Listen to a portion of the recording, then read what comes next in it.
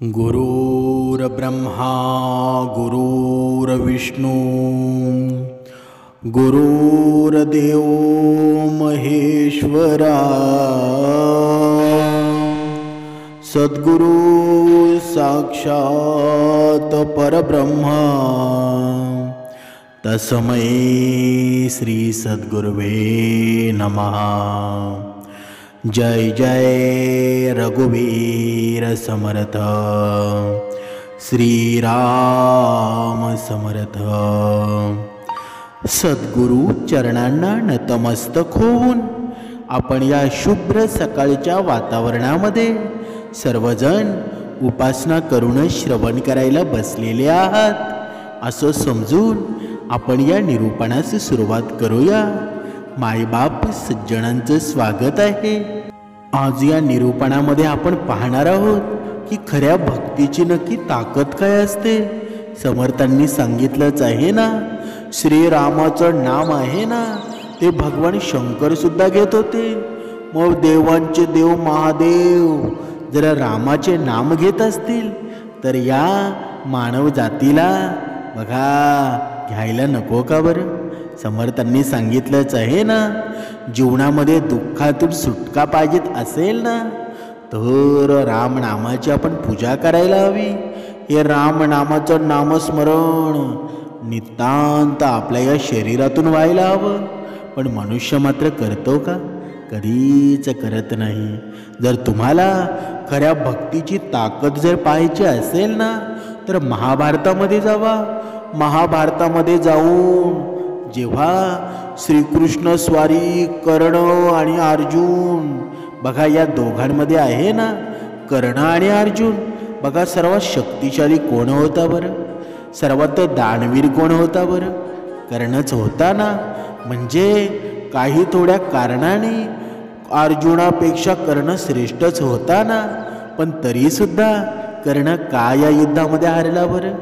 कारण कर्णाकडे होती ना, कर्णाकडे सच्ची भक्ती नक्कीच होती, पण त्या सच्चाई भक्तीमध्ये धर्म होता का बरं?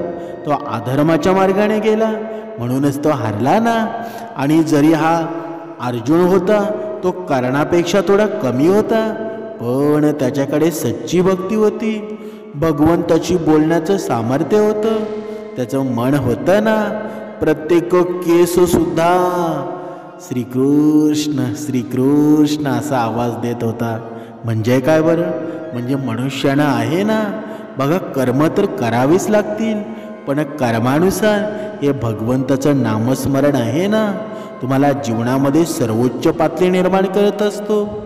समर्थांनी सांगितलेलं आहे। तुम्ही रामायणामध्ये सुद्धा बघा, रामायणामध्ये जेव्हा हा लंकेपती रावणाच्या दरबारामध्ये हनुमंतराया गेले ना बघा, एवढी मोठी लंका आणि हनुमंतरायांनी त्या शेपटीने पूर्ण लंका पेटवली होती। पण हे सामर्थ्य कुठून आलं बरं? कारण हनुमंतरायांच्या देहातून प्रत्येक शरीरातून राम नाम निघत होतं। म्हणजे ही शक्ती आहे ना। जर आपण महाभारत वाचलं, रामायणाचा विचार केला तर आपल्याला हे दिसून येतं, ही सच्ची भक्ती आहे ना मनुष्याच्या जीवनामध्ये कधीच कमी पडू देत नाही। काहीच नाही, तुम्ही धनवान सुद्धा व्हाल आणि श्रेष्ठत्व सुद्धा निर्माण कराल। म्हणूनच समर्थांनी सांगितलेलं आहे, आयुष्यामध्ये काही केलं नाही तरी चालेल, पण मनुष्यानं कर्म चांगली करायला हवी। आणि ही भक्ती आहे ना, हे नामस्मरण रूपी नाम आहे, ते निरंतर मनुष्याच्या जीवनामध्ये असायला हवं। पण आजकालचा मनुष्य मात्र त्याकडे लक्ष देतो का? कधीच नाही। जिथे त्याला पैसा दिसतो ना तिथे तो कर्मसुद्धा विसरून जातो। पण एक गोष्ट लक्षात ठेवा, या पृथ्वी तलावर आपण जन्म घेतलेला आहे ना, नव्हे नव्हे भगवंतानं आपल्याला जन्माला घातलेला आहे, आई बापानं जन्माला घातलेला आहे। मग त्यांचे पांग आहेत ना आपण नामस्मरणाने फेडायला हवे, आपण कर्माने फेडायला हवे। पण आपण मात्र बघा, एखाद्या मुलाला नवीन नवीन नोकरी लागते आणि नोकरी लागल्यानंतर बघा तो शहरामध्ये राहायला जातो। आणि शहरामध्ये राहायला का जातो बरं? की मला गावावरून जॉबवर जायला भरपूर वेळ लागतो मला यायला सुद्धा वेळ होतो. मग त्या कारणानं तो शहरामध्ये राहायला जातो. पण शहरामध्ये एकदा राहायला जातो ना, आईवडिलांना सर्व काही विसरून जातो. आईवडिलांकडे येणं जाणं सुद्धा ठेवत नाही. म्हणजे ज्या मात्या पित्यानं आपल्याला सर्व काही दिलं त्यांनाच आपण विसरून गेलो. मग आपल्या जीवनामध्ये तुम्ही किती जरी भक्ती मार्ग केला, किती जरी तुम्ही कुणाला दानधर्म केला, तरी त्या भक्ती मार्गाचा काहीच उपयोग नाही. जो आपल्या आईवडिलांची काळजी घेत नाही, त्याच्या जीवनामध्ये किती जरी पैसा जरी आला तरी नारायण कधी येऊ शकत नाही. कारण हा भगवंत तिथेच जातो, तिथे नामस्मरण असतं, आई बापाच्या चेहऱ्यावर आनंद असतो. बघा, आज आता रक्षाबंधन आहे आणि रक्षाबंधनाला प्रत्येक बहीण आहे ना आपल्या भावाकडे जाणार आहे आणि प्रत्येक बहीण भाऊ ते प्रेमाचं नातं निर्माण होणार आहे. म्हणजे आजचा दिवस बहीण भावासाठी पृथ्वीवरील प्रेम निर्माण करणारा आहे. आणि हे प्रेम आहे ना निरंतर आपल्या आयुष्यामध्ये तसं टिकून राहू अशी भगवंताला विनंती करा, विनवणी करा, चरणस्पर्श करा. तुमच्या जीवनामध्ये ज्या भावाच्या जीवनामध्ये बहिणीची माया असेल, बहिणीचा आशीर्वाद असेल ना, त्याला कधीच काही कमतरता पडणार नाही. पण आजकालचा भाऊ आहे ना, बघा, बहिणीला जरी मदत करतो ना तरीसुद्धा त्याला वाटतं की मी तिच्यावर उपकार करतो. पण बहिणीला केलेली मदत असू द्या किंवा दुसरं कार्य असू द्या, ते कधीच वाढून काढू नका. कारण बहिणीला केलेलं जे पुण्य आहे ना ते आपल्याला जन्मोजन्मी मिळतं. म्हणून बहिणीला प्रत्येक वेळी मदत करत जा. बहिणीला कधीच रिकाम्या हाताने पाठवत जाऊ नका. कारण बहिणीचा आशीर्वाद आहे ना तो आईसारखा असतो. म्हणून ज्या पद्धतीनं जेव्हा आईचा आपल्या मृत्यू होतो तेव्हा तो छत्र राहतो ना, तो आपल्या बहिणीचा राहतो. म्हणून प्रत्येक वेळी तुमच्याकडे 1 रुपयातून निदान 4 आणे तरी बहिणीला देत जा. कारण बहिणीचा आशीर्वाद आहे निरंतर तुमच्या जन्मामध्ये प्रत्येक क्षणी तुम्हाला लाभणार आहे. म्हणून हा आशीर्वाद आहे ना, ज्यांनी ज्यांनी घेतला ना त्यांची आजपर्यंत श्रेष्ठत्व निर्माण केलेलं आहे. म्हणून ही खरी भक्ती आहे ना, ही खरी भक्ती आपल्या नात्यांमध्ये असते. नात्यांमध्ये प्रेम निर्माण करा, जीवनामध्ये तुम्हाला काहीच कमी पडणार नाही. आपण कधी कधी म्हणतो की बघा माझे नातेवाईक खूप वाईट आहेत, जेवढं मी चांगलं करतो उलट माझा ते फायदा घेतात. पण समर्थांनी सांगितलेलं आहे ना, फायदा घेतात म्हणजे आपण जेव्हा घेऊन देतो ना तेव्हाच घेतात ना. आपण प्रत्येक निर्णय वेळेवर जर घेतले ना तर आपला कोणीच फायदा घेणार नाही. म्हणजे आपलं व्यक्तिमत्व आहे, आपलं कर्म आहेत ना, ते कर्मच आपण कोण आहोत ते ठरवत असतात. म्हणून आयुष्यामध्ये किती जरी मोठं संकट आलं, किती जरी मोठी कठीणाई प्रसंग आला ना, तरी वाईटाला कधीच साथ देऊ नका. सत्याची बाजू धरा, सत्याची कास धरा. तुमच्या जीवनामध्ये कधीच काही कमी पडणार नाही. म्हणजे सच्ची भक्तीची ताकद आहे ना, मनुष्याने नेहमी खरं बोलावं. खरा तो एकची धर्म आहे ना. बघा, साने गुरुजींनी सांगून गेले की खरा तो एकची धर्म. बघा, जगाला प्रेम अर्पावं. म्हणजे खरेपणा आहे ना तोच खरा धर्म आहे. आणि ज्याच्या जीवनामध्ये खरेपणा नाही ना, तो वरवरचं गोड बोलत असेल तर ती भक्ती कधीच होऊ शकत नाही. म्हणजे खरी भक्ती आहे ना, खऱ्या भक्तीची ताकद तुम्हाला आहे ना तेव्हाच कळेल जेव्हा तुम्ही खरं बोलायला सुरुवात कराल. बघा, एका उदाहरणाद्वारे आपण पाहूया खरी भक्ती नक्की असते कशी आणि सच्ची भक्तीची ताकद नक्की कशी असते. एक सुंदर गाव होतं आणि ते गाव होतं ना डोंगर दऱ्यांनी भरलेलं, पाना फुलांनी बहरलेलं. तिथे एक सदानंद नावाचा तरुण राहत होता. आणि हा सदानंद बघा खूप गरीब होता पण खूप भक्तिभावाने भरलेला होता. तो दररोज पहाटे उठायचा, आपल्या लहानशा झोपडीतल्या त्या देवघरामध्ये बसून भगवान विष्णूंची पूजा करत असे. त्याचे आयुष्य खूप साधं होतं. एक वेळचं अन्न, जुने कपडे आणि छोटीशी जमीन जिथे तो शेती करायचा. गावातले लोक त्याचं आयुष्य पाहून त्याची थट्टासुद्धा करत. अरे सदानंद, देवाला एवढं का मानतोस बरं? काहीच नाही तुझ्याकडे, देव काही तुझं ऐकत नाही तुझं, असे ते हसत असत. पण हा सदानंद हसून म्हणायचा, देव सगळं पाहत असतो. माझं प्रेम आहे ना, माझी श्रद्धा आहे, माझी भक्ती त्याला माहीत आहे. त्याच्या इच्छेने सगळं होतं. एक चमत्कार म्हणजे एक दिवस गावात राजाचे सैनिक आले आणि त्यांनी जाहीर केलं की महाराज या गावातील सर्वात भक्त माणसाला भेटू इच्छित आहेत. म्हणजे अनेकांना स्वतःला मोठे भक्त म्हणून सिद्ध करायचा प्रयत्न केला. कुणी दानधर्म दाखवला, कुणी मंत्रपठण केलं, तर कुणी महागड्या पूजासुद्धा केल्या. राजाचे पुरोहित सगळ्या गावात फिरले आणि शेवटी त्यांचं लक्ष त्या सदानंदकडे गेलं. त्यांनी पाहिलं की सदानंद अत्यंत शांतपणे मन लावून पूजेमध्ये मग्न आहे. त्याच्या मनात शंका आली की हा माणूस इतका गरीब असून सुद्धा इतका समाधानी कसा आहे बरं? समर्थांनी सांगितलंच आहे ना, माणसाने गरीब असेल तरी चालेल, पण समाधानी मात्र असलं पाहिजे. आणि तसा हा सदानंद आहे ना, तो समाधानी होता. ते त्याच्या जवळ गेले आणि त्याच्याशी बोलले. सदानंद म्हणाला, माझी पूजा श्री विष्णूला अर्पण आहे.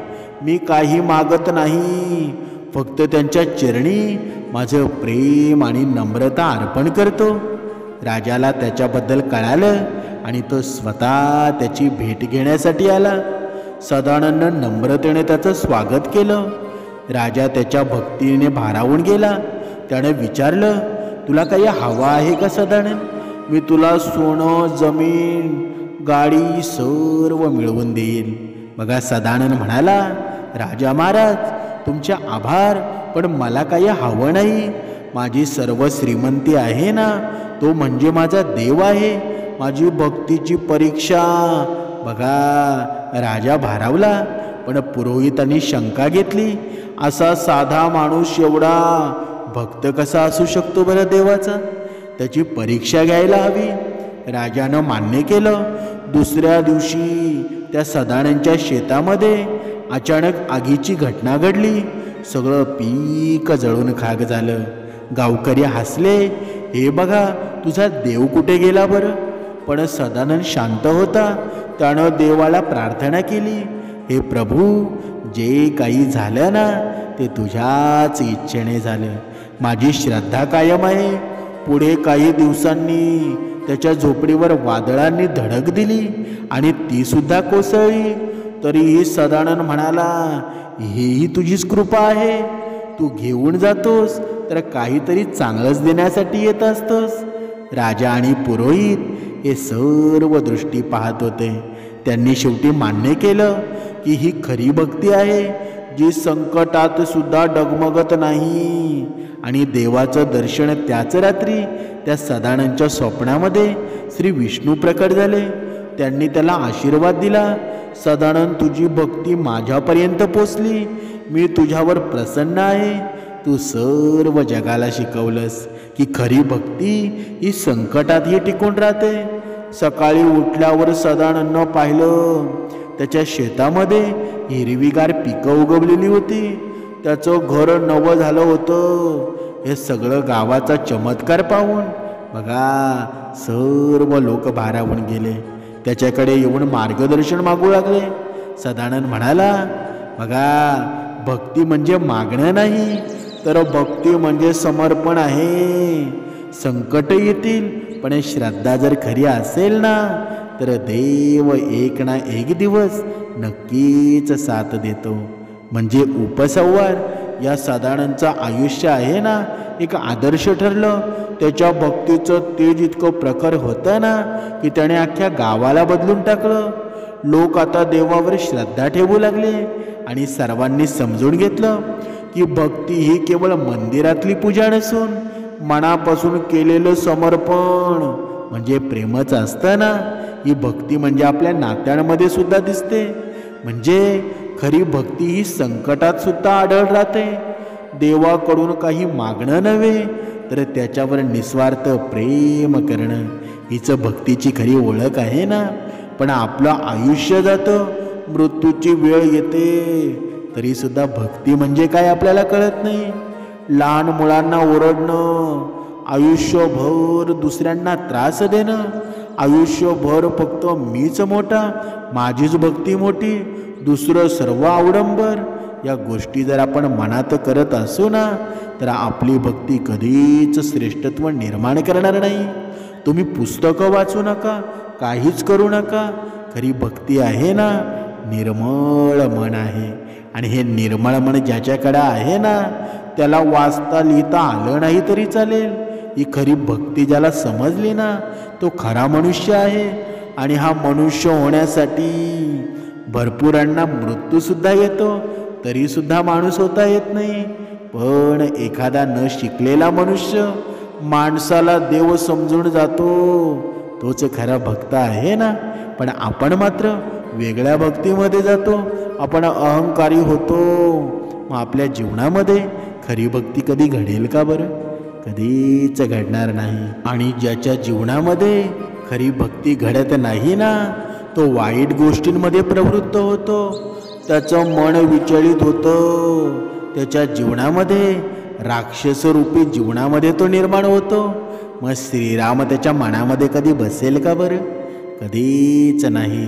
जिथे रामाची जागा होती तिथे त्यानं रावणाला बसवलं, तर या जीवनामध्ये चांगल्या गोष्टी घडतील का बरं? कधीच घडणार नाही. म्हणून या कलियुगाचा जर विचार केला तर आज या मनाला समाधानाची गरज आहे, शांतीची गरज आहे. पण जर शांतता टिकवून ठेवायची असेल तर जीवनामध्ये काही गोष्टी निर्माण करायला हव्या. म्हणजे हे जीवन आहे, हे सुख दुःखांचे प्रसंग आहेत ना, ते सर्वांनाच भोगावे लागतात. जीवनाची वाट ही जशी आनंदाने भरलेली आहे ना, तशी संघर्षाच्या काट्याकुट्यांनी सुद्धा ही भरलेलीच आहे ना.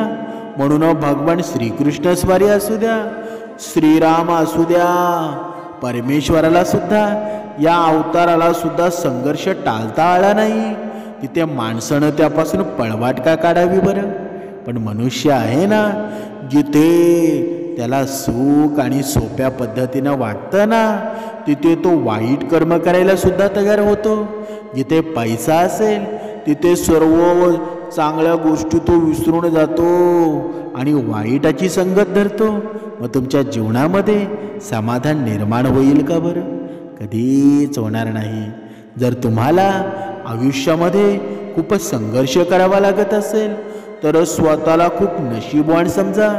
कारण देव संघर्ष करायची संधी आहे ना, फक्त त्यांनाच देतो ज्यांच्यामध्ये क्षमता असते. पण आपण मात्र घाबरून जातो. तरी सुद्धा सद्गुरू आई आहे ना, प्रत्येक जीवाला आधार देते, प्रत्येक जीवाला प्रचिती देते, त्याच्या दुःखांनी भरलेली तीव्रता सुद्धा कमी करते, वेळोवेळी प्रचिती देऊन आपले समाधान करत असते. तरी सुद्धा हा मनुष्य चिंतेमध्ये राहतो. म्हणजे कष्ट इतक्या शांततेत करा ना की यशानं धिंगाणा घातला पाहिजे. म्हणजे काय बरं? म्हणजे आपण काय करतो की आपण जरी अभ्यास करायचा झाला ना, तरी सुद्धा दुसऱ्या घरामध्ये ऐकायला कसं जाईल तसा आपण अभ्यास करतो. पण समर्थांनी काय सांगितलेलं आहे बरं? मनुष्याने कष्ट असू द्या किंवा अभ्यास असू द्या, एवढ्या शांततेमध्ये केला पाहिजे की आपल्या कष्टाची खरी चीज आहे ना, ती चीज खरी मेहनत आहे की एवढी जगभर पोचावी ना की कुणालाही आपलं नाव माहीत होवं. पण आपण मात्र तसं वागतो का बरं? कधीच वागत नाही. म्हणजे संघर्ष करत राहायला हवं. साम्राज्य एका दिवसात तयार होतं का बरं? कधीच नाही. म्हणजे संघर्ष केल्याशिवाय जीवनात कोणीही यशस्वी होत नाही. जोपर्यंत बघा या दगडावर घाव घातले जात नाहीत ना, तोपर्यंत त्या दगडातून देव पण सुद्धा येत नाही. नाहीतर नुसत्या दगडाला कोणी पुजतं का बरं? नाही ना. म्हणूनच संघर्षाशिवाय कधीच काही निर्माण झालेलं नाही. म्हणून तुमचा आजचा संघर्ष आहे ना, तो उद्याचं सामर्थ्य निर्माण करत असतो. समर्थांनी सुद्धा सांगितलेलं आहे, मनुष्य देव शोधतो, पण तो वाईट मार्गाने. पण वाईट मार्गाने देव शोधता येतो का बरं? कधीच सापडत नाही. जर तुम्ही दुसऱ्याच्या दुःखातून, दुसऱ्यांना दुःख देऊन, दुसऱ्याचे वाईट करून जर तुम्ही दानधर्म करत असाल तर तुम्हाला देव कधीच भेटणार नाही. हा देव आहे ना, बघा जगामध्ये सत्य काय आहे ना, याचा मनापासून तुम्ही शोध घ्या. जेव्हा तुमचं मन तिथे थांबेल ना, तेव्हा तुम्हाला भगवंत भेटेल. समर्थांनी मनाच्या श्लोकामध्ये सुंदर वर्णन केलेलं आहे. जगी पाहता साच ते काय आहे, अति आदरे सत्य शोधून पाहे. पुढे पाहता पाहता देव जोडे, भ्रमे भ्रांती अज्ञान हे सर्व मोडे. म्हणजे जगामध्ये सत्य काय आहे ना, याचा मनापासून शोध घ्यायला हवा. असा शोध घेत गेल्यास मग देव भेटेल. आणि मग आपला भ्रम आहे, भ्रांती आहे, या अज्ञान आहे ना, अशा सर्व गोष्टी नष्ट होतील. पण हे मन आहे ना, जोपर्यंत सद्गुणी होत नाही, जोपर्यंत वाईट विचार सोडून देत नाही, तोपर्यंत हे श्रीराम रूपी हे जीव आहे ना, हा तोपर्यंत मनामध्ये भगवंत बसत नाही. तोपर्यंत त्या वाईट कर्मापासून सुद्धा तो सुटू शकणार नाही. म्हणूनच समर्थांनी सांगितलेलं आहे, जर तुला भगवंत पाहायचा असेल ना, तू वाईट कर्म सोडून दे, वाईटाच्या संगतीपासून दूर हो. मग तुझ्याकडे जे वाचेल ना, ते फक्त चांगले कर्म असतील. तिथेच तुला भगवंत सापडेल. तुझ्या कर्मातच भगवंत आहे. समर्थांनी सांगितलेलं आहे, सदा विषयो चिंतता जीव झाला, अहंभाव अज्ञान जन्मासी आला. विवेके सदा स्वरूपी भरावे, जीवा उगमी जन्म नाही स्वभावे. बघा, हा सततचा विषयांचा विचार आहे ना, तो विचार केल्यानं जीवनाची दशा होते. म्हणजे काय बरं? हे जीवनाची दशा प्राप्तच होते ना. म्हणून त्यामुळं हा अहंभाव आणि अज्ञान तो उत्पन्न होतो. पण जन्म मरणाच्या पलीकडे जाण्यासाठी मोठ्या विवेकानं सस्वरूपामध्ये मग्न व्हावं. जीवाचे जे उगम स्थान आहे ना, त्या आत्मस्वरूपामध्ये मग्न झाल्यावर जन्म मरणाचा संबंध उरत नाही. म्हणजे समर्थांनी सांगितलेलं आहे ना, आपल्या जीवनातलं जे अज्ञान आहे ना, त्या अज्ञान आपण काढून टाकायला हवं. आणि हे अज्ञान कशामध्ये असतं बरं? आपल्या अहंकारामध्ये असतो, आपल्या लोभामध्ये असतो, आपल्या मीपणामध्ये असतो. आणि जोपर्यंत हे अज्ञान जात नाही, तोपर्यंत आपल्या जीवनामध्ये भक्तीसुद्धा घडणार नाही. आणि भगवंत भेटायची तर वेगळीच गोष्ट आहे. कारण हा भगवंत आहे ना, भगवंताच्या जवळ अहंकार राहत नाही, लोभ राहत नाही, मीपणा राहत नाही. मग राहतं काय बरं? राहतं ते पवित्र मन, जिथे कसलाही टेन्शन नाही, जिथे कसलीही मीपणा नाही, त्याला अहंकार नाही, त्याला रंग नाही, त्याला रूप नाही. तो फक्त पांढरा शुभ्र असतो. आणि हा भगवंत आहे ना, तेव्हाच सापडेल जेव्हा आपलं मन पांढरं शुभ्र होईल. म्हणजे कुणाचा वाईट विचार नाही, कुणाचा मनामध्ये लोभ नाही, अहंकार नाही. आणि हे घडायला वेळ लागणार नाही, फक्त आपल्या मनाची एकाग्रता असायला हवी. आणि समर्थांनी सांगितलेलं आहे, मनाची एकाग्रता कधी निर्माण होईल बरं? जेव्हा ब्रह्ममुहूर्तावर उठून जेव्हा उपासना सुरुवात करू, ब्रह्ममुहूर्तावर आपलं मन मौन अवस्थेमध्ये होईल, तेव्हा भगवंताची गोडीसुद्धा लागेल ना. तेव्हा आपल्या जीवनामध्ये जे काही कार्य करू ते सुद्धा फळाला लाभेल ना. म्हणून खऱ्या भक्तीची ताकद आहे ना, ती सर्वात श्रेष्ठ आहे. तुमच्या जीवनामध्ये जरी दुःख आलं ना, तरी ते तीव्रता कमी करून येत असतं. म्हणून जीवनामध्ये जास्त विचार करू नका, चिंता सोडून द्या, समर्थ विचारांमध्ये प्रेरित व्हा. तुमच्या जीवनामध्ये कल्याणच होऊन जाईल. जय जय रघुवीर समर्थ.